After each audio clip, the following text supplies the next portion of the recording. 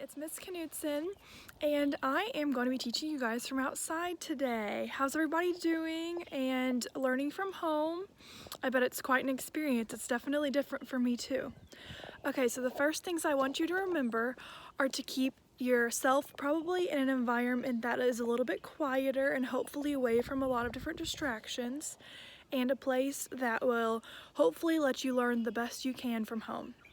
So before we get started, I want you guys to collect some items that we are going to need later. So you can pause it after this if you'd like and go get your items, or you can just wait until later when we need them too, if that's fine. So we are going to need, let's see here, half a cup of water, a little plastic baggie, a marker if you want, you don't have to have it, and then just some tape. So you guys can just set those to the side and we can use those for later. Okay, so the first thing I want to talk about is the things we had previously mentioned in class before we were left and now we're at home. We had talked about the different types of clouds and the weather they bring.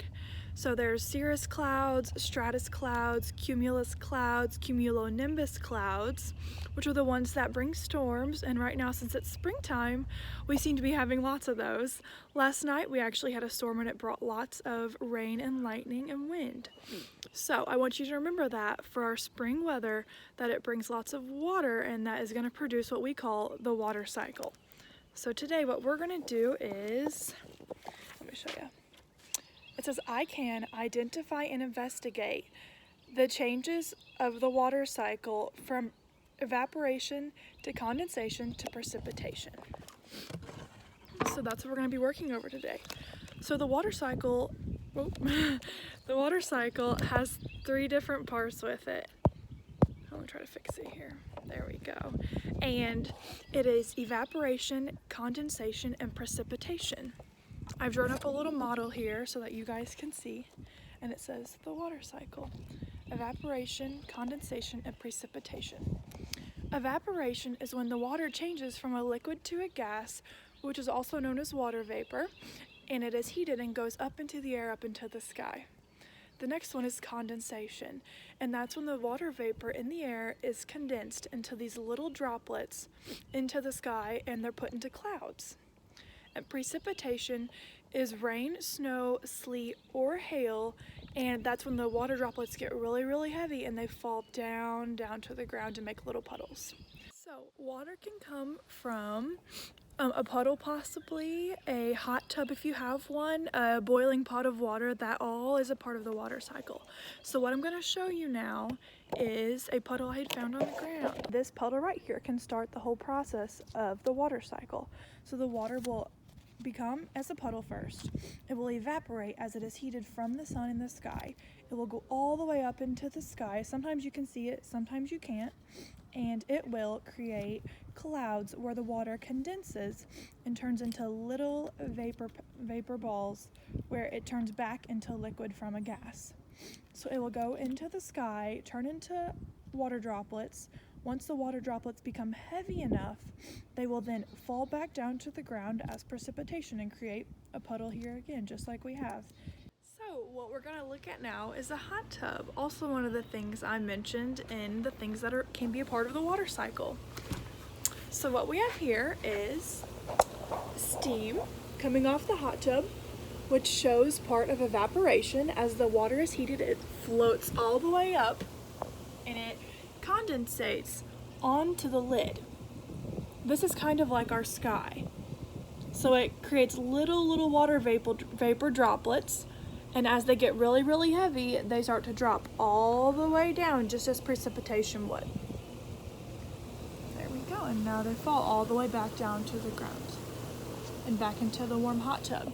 So this is kind of another way that shows how the water cycle works. So I'm gonna teach you guys a song now that I also learned when I was in school to help me with the water cycle. It goes, It goes up with evaporation, out with condensation, down with precipitation. Yes, it does. Yes, it does.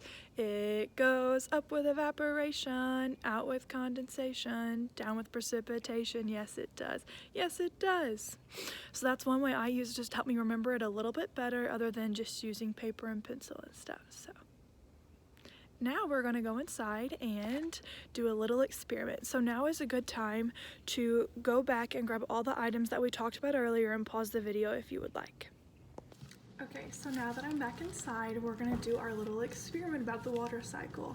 I'm going to show you guys how to make a water cycle baggie out of simple home things you have at home.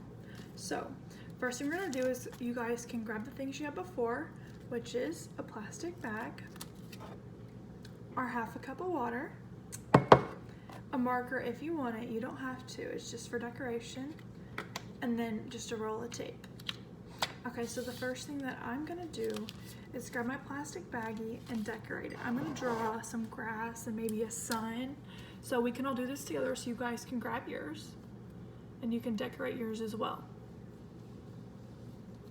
I drew some grass. I'm going to draw, I think, a bench just to give it a little bit of decoration of outside, just to mimic the water cycle. A puddle, maybe a cloud, and a sun. And you guys can still decorate it however you want. It doesn't have to be like I did. So here's mine.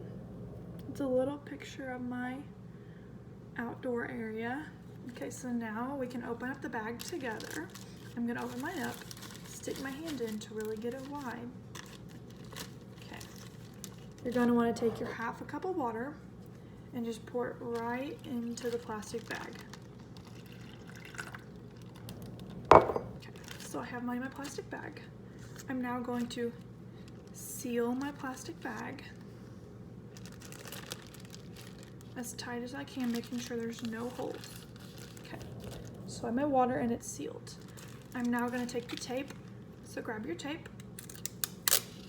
We're gonna get a big strip of tape and lay it across the top. Okay. I'm gonna get a couple extra just in case.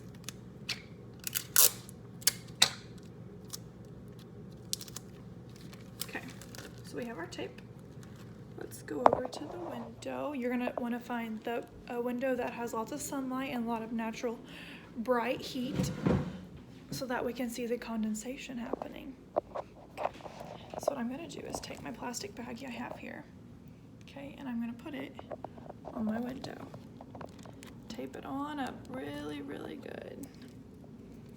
Okay.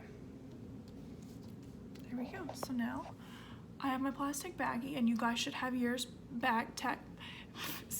taped up onto your windows as well.